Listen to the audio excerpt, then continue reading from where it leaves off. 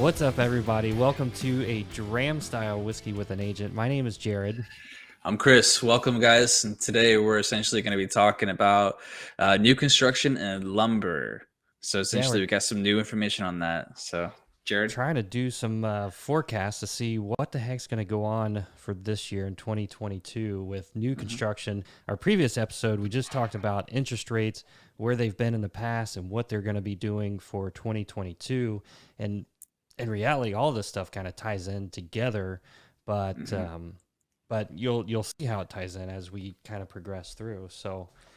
We've got Yep. some good data points to talk about here, and not to bore you. So, if you're watching this on Facebook or YouTube, then cool. You can see, I'm going to share the screen here in a second. If you're listening to it, we're going to describe it in a way that you can really understand what we're talking about. So, don't think that you have to go and watch the video.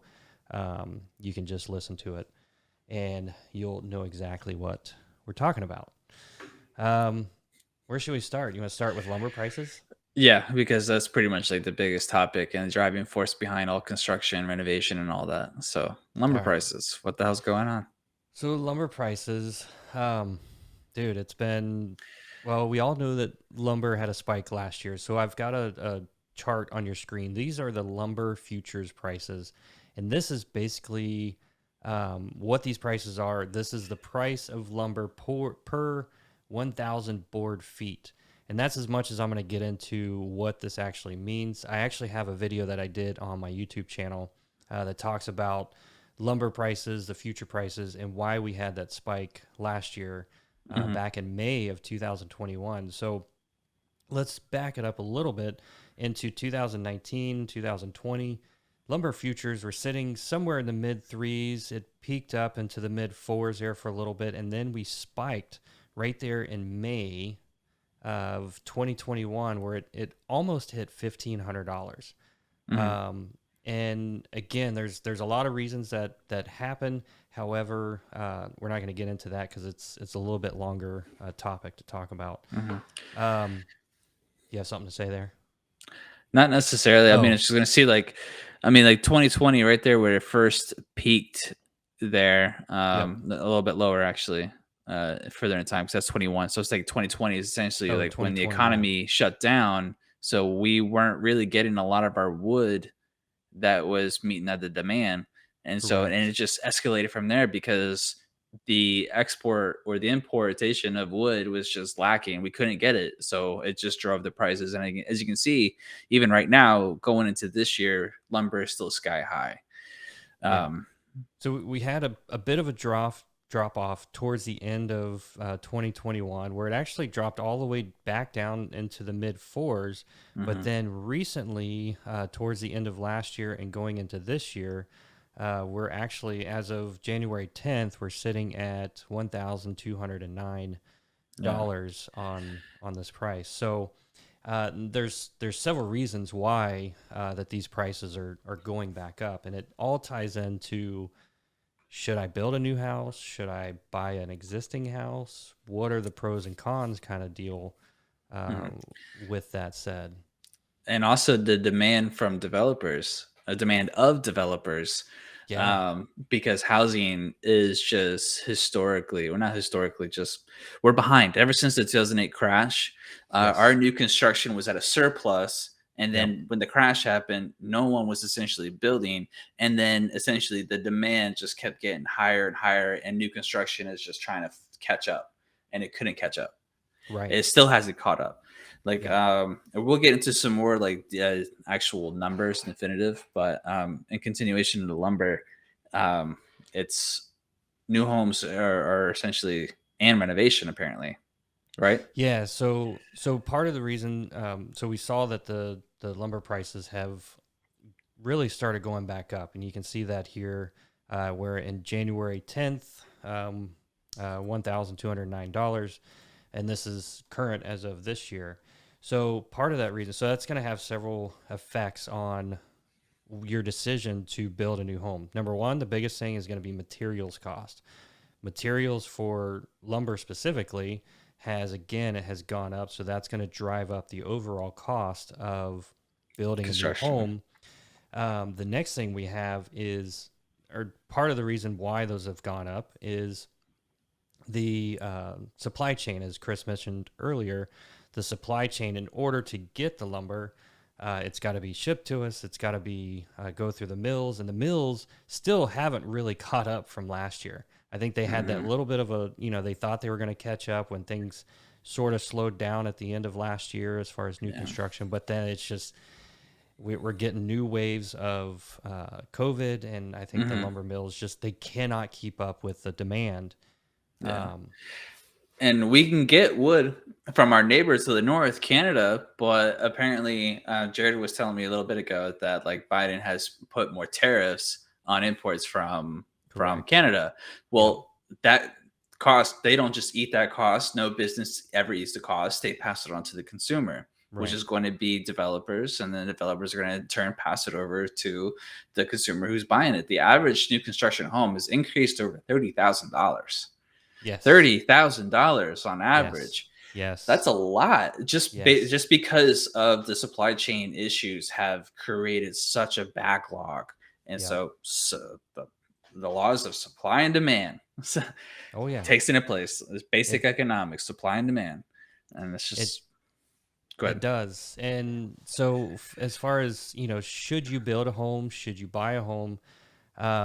There's a lot of things that you got to think about. So number one, lumber prices are more expensive, and we talked a little bit about why they're more expensive. If you want to find out more detail, I'm sure when we do our live version of this podcast on Facebook, YouTube, we're gonna dive a little bit deeper into this. This is more of a short form.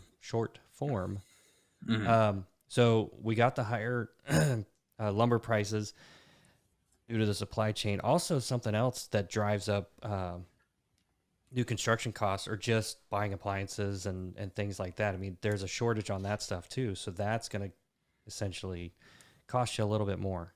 Mhm. Um, Some new constructions are not even offering refrigerators anymore because they yes. can't get them. Yeah. You have to go out Yep. and buy it yourself.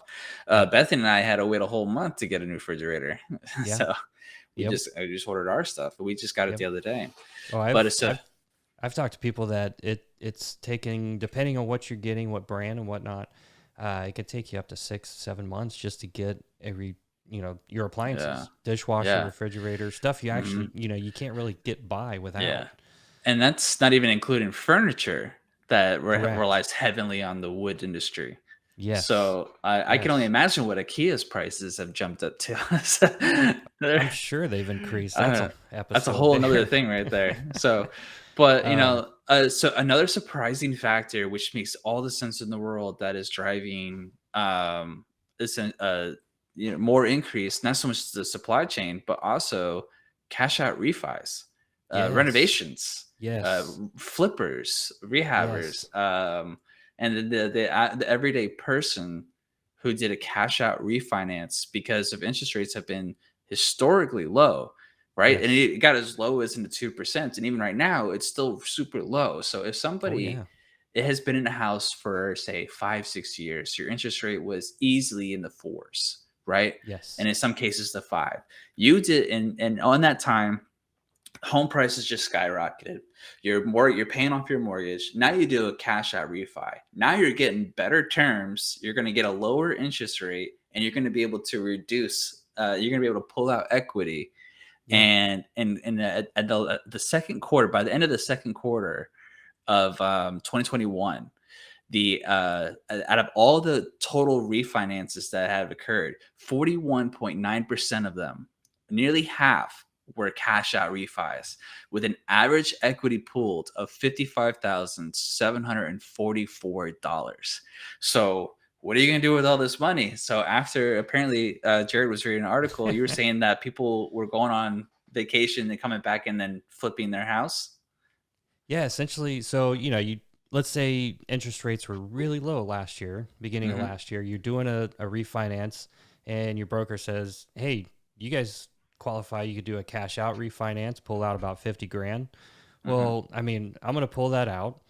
Well, me and the family are going to go on a little vacation. We're going to splurge a little bit. I'm going to come back, and I'm going to have, hopefully, I still have some left, but I'm going to come back and I got another 40 grand, 40,000 dollars sitting in the bank.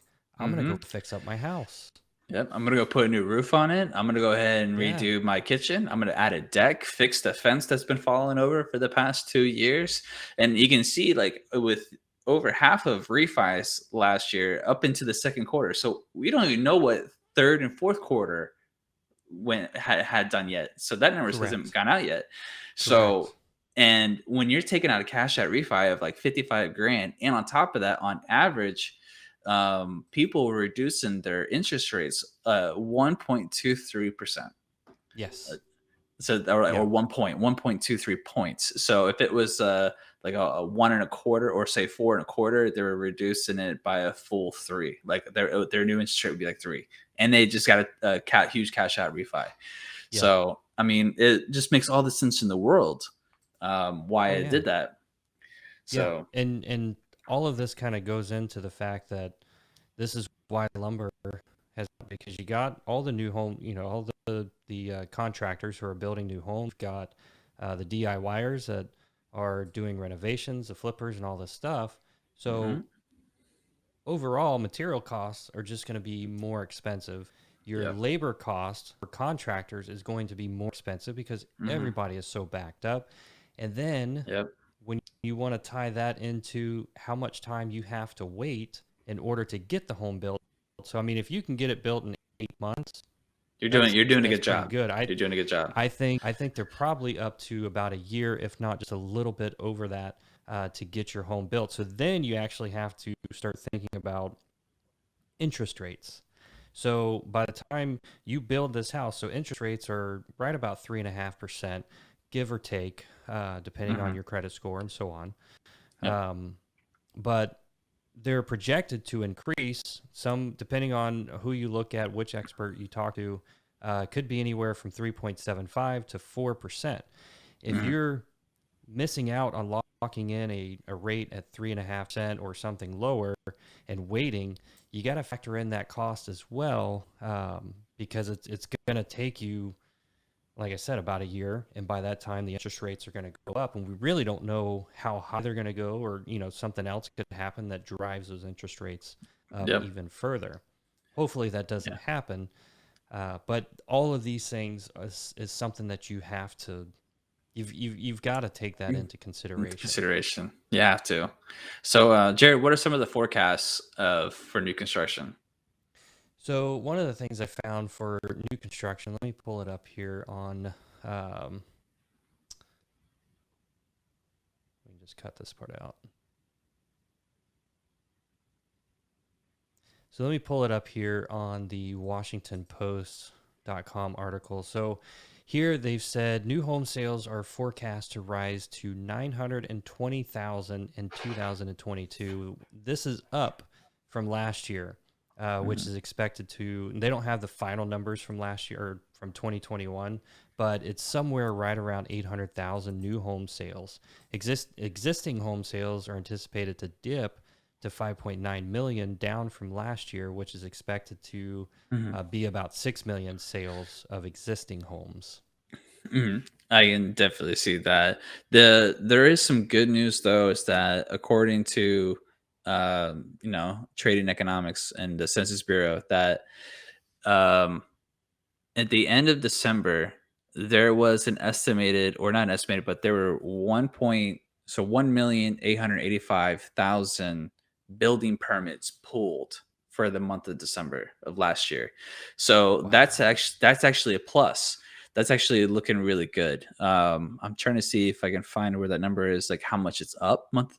So it's like actually it's 1.4% increase month over month, Hmm. from a rate of 1.7 million for December, which would be Okay. the highest since March, and beating market forecasts of 1.65. So they had forecasts of 1.65 million, and they actually ended up doing 1.7 million, which is a good news because, like we said earlier, new construction's behind. They need to be in the surpluses in order for it to catch up with demand. Yeah.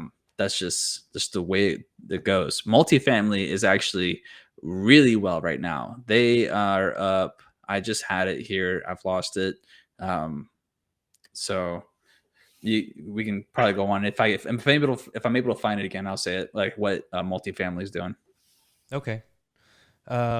But essentially for the new home market, even so there's something that's called the National Association of Home Builders, which is NAHB, and they're looking at, because of the low inventory and the strong demand for people buying homes, it's basically going to continue to propel the home building industry into 2022. So that's not Hmm. going to slow down. They're not going to stop.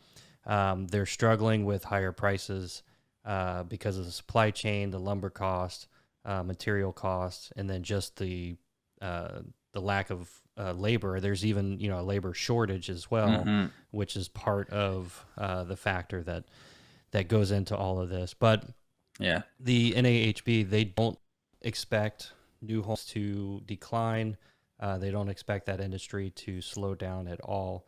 It's going No. to keep continuing to grow. The thing that you have to be cognizant of and think about when you're making that decision to build new or buy existing is the timeline, the time frame that it's going to take to do that, and where are those interest rates going to be Hmm. um, when you get ready to convert your construction loan into a traditional mortgage. And we talked about the interest rates on our in the last Yeah, we have episode, it. So and it's good. So you go back yeah. and listen to that one, and then you'll get an idea of what's going to happen with the interest rates for Yeah. 2022. And how it all Um, coincides.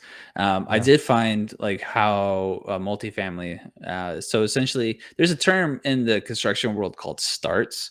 So Yes. the term refers to a number of new residential construction projects that have begun their project. Okay, so Yep. according to, again, the same article that I was kind of reading off of, um, for the number of starts for units in buildings with 5 units or more jumped 13.7%, which is great because there's pros and cons to multifamily, and not just like apartment complex, but like duplexes, quads, triplexes, small units, and stuff like that. Um, Hmm. they have a greater or a lot less of an environmental impact because you're essentially building up and you're building close, Right. versus like a single family home Yep. and giant neighborhoods. So the fact that that has increased has allowed more people to have housing, which is something that we desperately need nationwide. So to seeing that is a good thing. Whereas, like, unfortunately, single family housing starts, so again, actual projects that have started, is down 2.3%. So although Yes. like we are higher than projected overall, this like kind of like month over month kind of thing, it's like it's down Right. 2.3%, which is Right. not good. We need to continuously be in the surpluses. And also this all really depends on where it is too, regionally. Hmm. um, Yeah. so there's in the Midwest, there's a 36% surge. In the Northeast, there's a 20% surge. But in the South here in Florida, we're actually down 1.9%, which sucks. And then the West itself is down 13%, which is kind of Wow. wild too. Yeah. That's crazy. Yeah. Um, so, but I mean, as far as all of that goes, I mean, it's again, it's going to be an interesting year for 2022. Hmm. We're not going to be back to a normalcy, uh, at least for the Not foreseeable this. future. Not this year. Yeah, with interest rates So, going up, is and our supply chains are just screwed right now. right. If we can get our supply chains corrected and like stop, pussyfooting around, like things will start kind of getting better. But we still are combating inflation, and but Yeah. it'll be a long, unfortunately, this isn't a light switch. Right. You know, Yep. this is a marathon, and unfortunately, we need to catch our second wind right now, and it's going to Yes. take time to get there. Exactly. Exactly. Right. Well, guys, thanks for joining us on this Dram style whiskey with an agent. My name's Jared, and that's That's Chris. Chris. We'll get better at that. If you are watching on Facebook or YouTube, make sure you hit that like button, subscribe, follow, whatever the option is, Share with and your then friends. share with your friends. And if you only want to listen to us on audio because we sound so good or we sound a lot better than we look, and you want to listen to us audio only, you can do that wherever you find podcasts, on Apple Podcast, or iTunes, Spotify. Spotify. Yes, we are on Spotify. That is pretty cool. And then Google Podcasts as well, Anchor.fm. Go there, you can find us, and we'll see you at the next one. We'll see you. Peace.